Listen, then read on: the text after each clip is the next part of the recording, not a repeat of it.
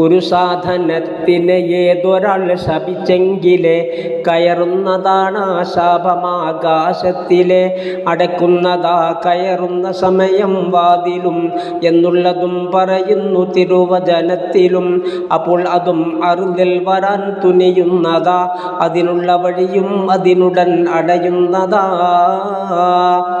പഴുതുണ്ട വലഭാഗത്ത് എന്നാ നോട്ടവും അതുപോലെ ഇടഭാഗത്തുമുണ്ടോ മാർഗവും. ഒരു പഴുതുമില്ലപ്പോൾ അതും മൽഊനില, മടക്കം അതും അതിനുള്ള അഹിലാണെങ്കിലാ. അഹ്ലല്ല മൽഊൻ എന്നു കണ്ടാൽ പിന്നെ ആരാ ശപിച്ചത് അവനിലേക്കാ പൊന്നേ. ഇതുപോലെ ബുദ്ധർ റിപ്പോർട്ടുള്ളതാ എന്നും അബൂദാവൂദ് അതിൽ കാണുന്നതാ. തിരുമുസ്തഫ നബി യാത്രയായി ഒരു ദിവസമിൽ ഒരു ഒട്ടകത്തെ ശപിച്ചൊരാളാ യാത്രയിൽ. ചോദിച്ചു നബി ഉടമസ്ഥനാരാണെന്ന്. അപ്പോൾ അയാൾ പറയുന്നു ഞാനാണെന്ന്.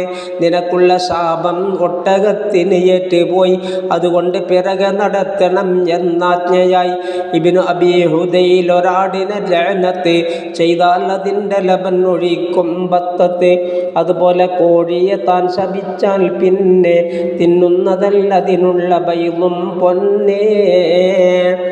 ഇതുപോലെ ശുഅബിൽ ബൈഹഖി പറയുന്നതായി ഹയാത്ത് ഹയവാൻ നോക്ക് ബാബുൻ നുഖിലായി. ശാപത്തിന് അഹ്ലല്ലാത്തതിന് ശപിക്കലും ശരിയല്ലതും മടങ്ങുന്നതാണേ നിന്നിലും. സവാജിറിൽ നീ നോക്കിയാൽ കാണുന്നതാ, 55-ാം പേജ് 2-ൽ വന്നതാ.